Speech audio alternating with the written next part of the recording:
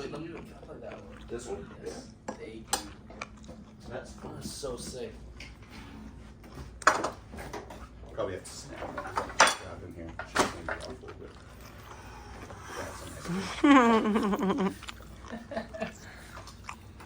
That's a Music Man HH Stingray 5. There you go. Always plug in your guitar first, so you don't get the to death. I always do this. Run it up through the handle on the side. And these handles are real burly. If you pick it upside down, it hurts your wrist super bad. So this is made this way, so your hand goes in from the top. You can get it this way too if you want to. So I run the cord up through the handle and then through this one. That way, when you trip with your big feet, and like you fell over your amp before, hopefully you won't yank your guitar unplugged. Yeah, hopefully. Yeah, so I always do that kind of thing. So I loop it up through the handles and do that. It goes in right there, and away you go.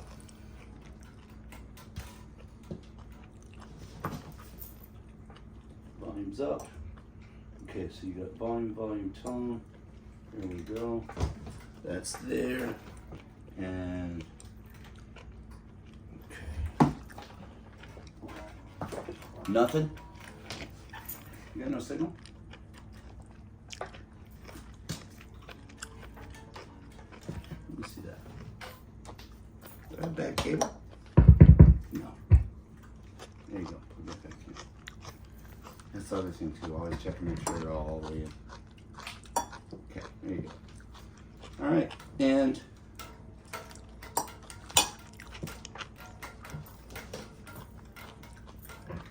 why don't I have any sound?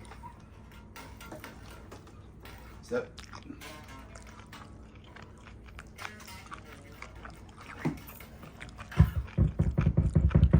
Got no signal out of the base. Batteries could be dead. That's got two 9-volt, 18-volt systems. So guess what? Get a different base. Switch. Yeah, well, let me see if I can make one work. There you go. That's actually the one I was looking at. The same color and all. Okay, so that's that. There you go. And active cassette. There you go. Okay. There you go. Switch on that one. And it's got, if you look on the front of it, there's a tuner. Also, it's got a built-in tuner on it. Oh, on this. Mm-hmm. Oh, wait a minute. Does this one? No, it does. That was the other one. But let's see.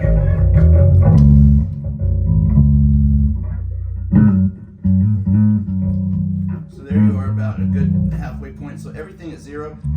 There's your mid-range wherever you want it. So what that does is you select what you want your mids to be, and then this knob, you can turn your mids up and down. So a lot of guys scoop their mids out because they think it sounds really good, and it does when you're alone. But as soon as you're playing with anybody else, your bass goes away. No one can hear you because those mids are gone. Yeah. Those mids are everything. So leave them all the way up, no matter what anybody tells you. Okay, so there you go. Clip mute gain. Compression is on. There you go.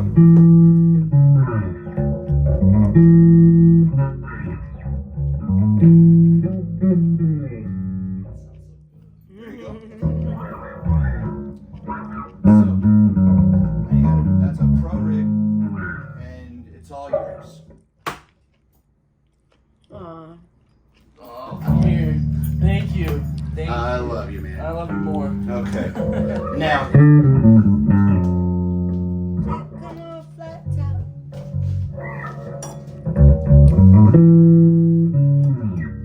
me show you the way to play that so it's easy for you. Easier. Yeah.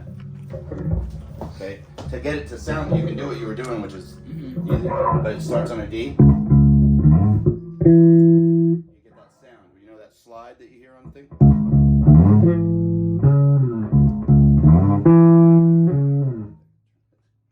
I play hard.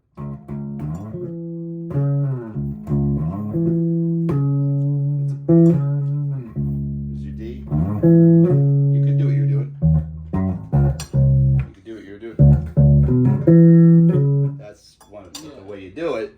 McCartney do it.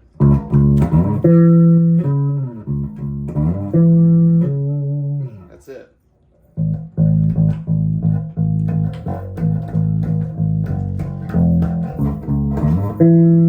That's the whole song. But you do all the slide stuff, it was cool. And those are Fender noiseless. Oh, really cool. That's I love the 73 neck on this. Do you guys need me to do any laundry before you I leave? love it so much better than that. These are because the glossy ones, my hands get sweaty. So Oh, it's yeah. like, these ones are nice. Grandpa got really mad at me. He bought me a BC Rich Mockingbird. Was my first nice space. I was going on the road, so one of his buddies at work sold it to him for me. The first thing I did is I took some 220 to the neck, sanded all the finish off. What are you doing? He goes, sold that. I said, I hate how it feels. Yeah, I hate it. This is really cool on this thing too. It's got a string retainer to keep pressure on that, and that's a bone nut instead of plastic. What kind of bass do you have? He's got a Jackson. Jackson. I don't know the exact. It doesn't matter. Is it pointy headstock? Pointy head. I had a T-shirt back when we worked at Outlaw Guitars. Had a Fender headstock like this, and a Gibson, and all these American-made guitars, and they all have round headstocks. So all it had those headstocks on it, and on the back of it had a circle and a slash through all pointy headstocks, because that was all Japanese-made stuff. But that's how that works. Now the back of this thing got all these outs. Okay. So you plug in there sometimes and it's going, Yeah. you make a noise, you go over here, ground it. It'll go away. Nice. Or you can put it back on if it's doing it when it's not there. Now you got right here pre and post output.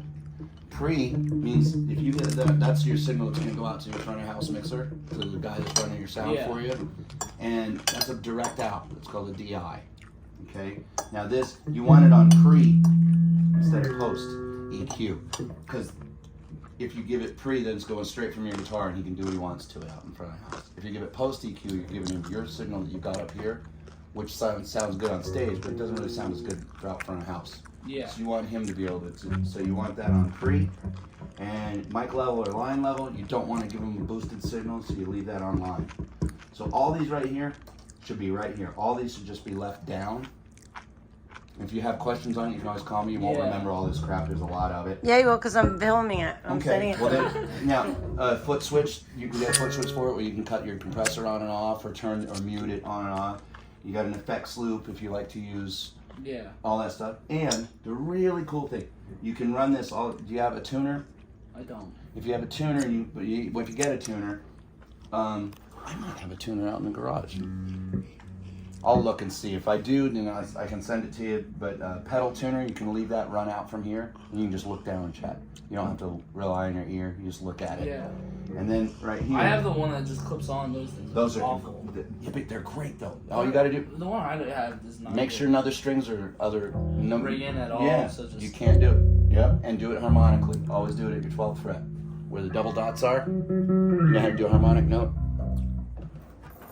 Show you something really cool. This is how you can tune yourself up. So your 5th fret should be the same. I'm not fretting the note. I'm not pushing down. Touching the string. Just touching this fret. And these should be the same. So if this tune, if your D was flat with your A, like say this.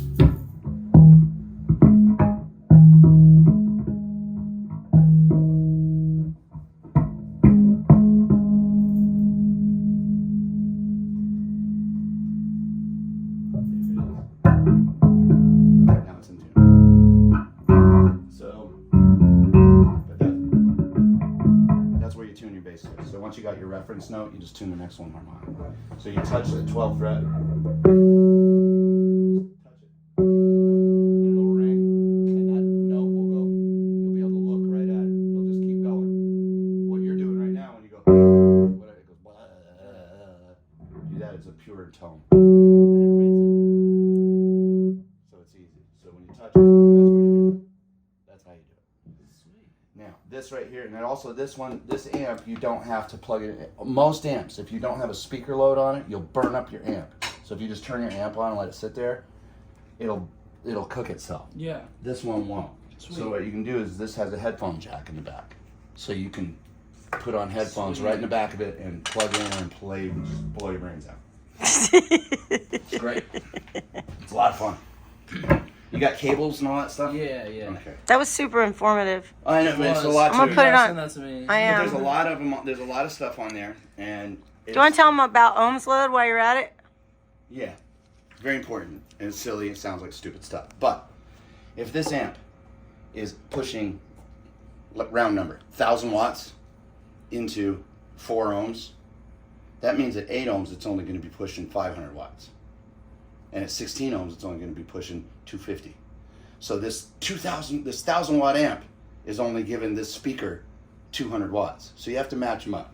And the way it works is this: your faucet on the wall. Yeah. Here's your voltage. Your amplifier is the hose. If you got a real strong amplifier, you can take a lot of water out of the thing. Your ohms load is your thumb over the end of the hose. 8 ohms load, your thumb's not on the hose, the water goes out this far. Don't increase the pressure, don't increase the amplifier at all. Put your thumb halfway over it. Water goes twice as far with no increased anything, but it's by a lot of pressure on the thing. That's your ohms load. That's a 4 ohms load. It goes twice as far. Put your thumb almost all the way over. That's a 2 ohms load. And if it's not a strong amp, that strong hose, it's going to pop. It'll blow up. It's a strong amp. It's going to cost you a lot of money, and it will hold as many. So you get 8. You can take 2 8 ohms loads is a 4 ohms load. 2 4 ohms loads is a 2 ohms load. It cuts in half instead of doubling. So 2 4 ohms load is not 8. It's 2. So if this amplifier will put out 1,000 watts in the back of it, here's exactly what it says: 2,000 watts at 4 ohms and 1,000 watts at 8 ohms. So that means it's putting 1,000 watts into this cabinet because it's an 8 ohms load. If it was a 16 ohms load, it would only put in 500 watts. But this is a strong amp. It'll push anything. You could put this on top of an 810. You can put it on top of anything, and it'll push it. So it'll run anything. Nice. You can take that anywhere to play. I still don't get it, but I'm glad I filmed it. But it works, and if you know all that stuff, then you won't blow up speakers. I have never blown a speaker because it's all science. And it's counterintuitive. Yeah, it doesn't sound right. It's like 2 4 ohms loads. Why would not that be an 8 ohms load? It's not. It's half of that. Here, hold that. That was awesome. Okay, so I'll need your email and I will send this to you. Thank you. Okay. Thank you. Okay.